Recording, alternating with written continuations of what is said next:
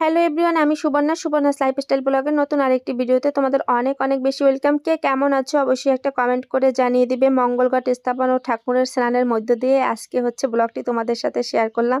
এই তো সকালবেলা সবাই স্নান শেষ করে দেখো মঙ্গল ঘট স্থাপনের জন্য কাজবাজ করতেছে। আর এই তো আমার গুরু ভাইরা এখানে বসে আছে, কাকা আছে, অনেকেই আছে। তো সবটা তো তোমাদের সাথে শেয়ার করতে পারিনি, যতটুকু পেরেছি ততটুকু শেয়ার করলাম। আসলে এই সময় ব্যস্ততার কারণে সব ভিডিওগুলো করা হয়নি। আর এই তো আমরা দেখো এখন ঠাকুর স্নান করতেছি, যেহেতু আমরা মতুয়া, তো শান্তিমাতা আর হরিচাঁদ ঠাকুরকে এখন আমরা স্নান করাবো।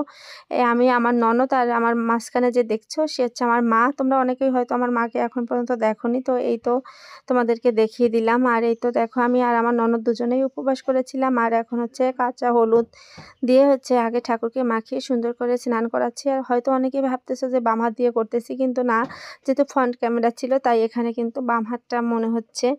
তো তোমরা এভাবে কেউ ভুল বুঝবে না। প্রথমে আমরা ঠাকুরকে দুধ দই দিয়ে স্নান করিয়ে তারপর গোলাপ জল, গঙ্গা জল, অনেক কিছু দিয়ে স্নান করিয়েছিলাম। তো ভিডিওটা অনেক বেশি বড় হয়ে যাবে, তাই সবটা শেয়ার করলাম না।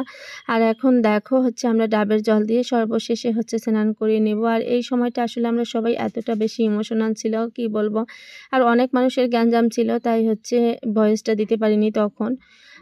তো আমি পরে এই জন্য ভয়েসটা দিয়ে দিলাম। আর এখন দেখো আঁচল দিয়ে ঠাকুরকে মুছিয়ে নিচ্ছিলাম। সত্যি কথা বলতে ঠাকুরকে মোছানোর সময় আমার ভিতরে এমন একটা অনুভূতি কাজ করছিল, যেটা তোমাদেরকে ভাষায় বলে প্রকাশ করতে পারবো না। তো ভীষণ আনন্দ হচ্ছিল যে ঠাকুরকে আমি আমার নিজের আঁচল দিয়ে মুছিয়ে দিচ্ছিলাম। তো আশেপাশে অনেক লোকজন ছিল, কিন্তু ক্যামেরাটা এমনভাবে সেট করা ছিল সবাইকে দেখাতে পারছিলাম না। আর এদিকে যারা আমাদের গুরুজন ছিল তারা আমাদেরকে বলে দিচ্ছিল যে তোমরা এইভাবে করো, তো আমরা সেইভাবেই করছিলাম। আর এই তো দেখো ঠাকুরকে স্নান করানো শেষ করে এখন সুন্দর করে চন্দন পরিয়ে দিব, মালা পরিয়ে দিব। তারপর ঠাকুরকে আসনে বসিয়ে দিয়ে ঠাকুরের পূজা করে তারপর বাকি কাজগুলো করব। আর এই তো দেখো এখন চন্দন পরানো শেষ করলাম। আর এখন ছোট ছোট মালা করেছিলাম, যদিও কিন্তু মালাটা অনেক বেশি বড় হয়ে গেছিলো। তো আমি দুইটা মালা করেছিলাম ছোট, দুই ঠাকুরের জন্য। তো একটা আমার ননদকে দিলাম, আর একটা আমি নিয়েছি। আর এখনও ডেকোরেশনের কাজ কমপ্লিট হয়নি। একদিকে ডেকোরেশনের কাজ, একদিকে ঠাকুর স্থাপনের কাজ, অন্যদিকে রান্নাবান্না সব আয়োজন চলতেছে। বাড়িতে যেহেতু অনেক মানুষের আয়োজন।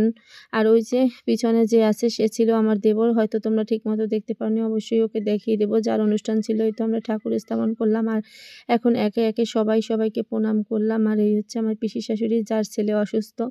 তো সবাই একটু বেশি বেশি আশীর্বাদ করবে। পিসিমা আসলে খুবই কান্নাকাটি করছিল তো ঠাকুর স্থাপনের সময়। যাই হোক, আজকের এই ছোট্ট ভিডিওটি তোমাদের কেমন লাগছে অবশ্যই জানাবে। আর ঈশ্বর যেন সবার মঙ্গল সাধন করে, এটাই প্রার্থনা করি। আর এই তো দেখো আমাদের মঙ্গল ঘট স্থাপন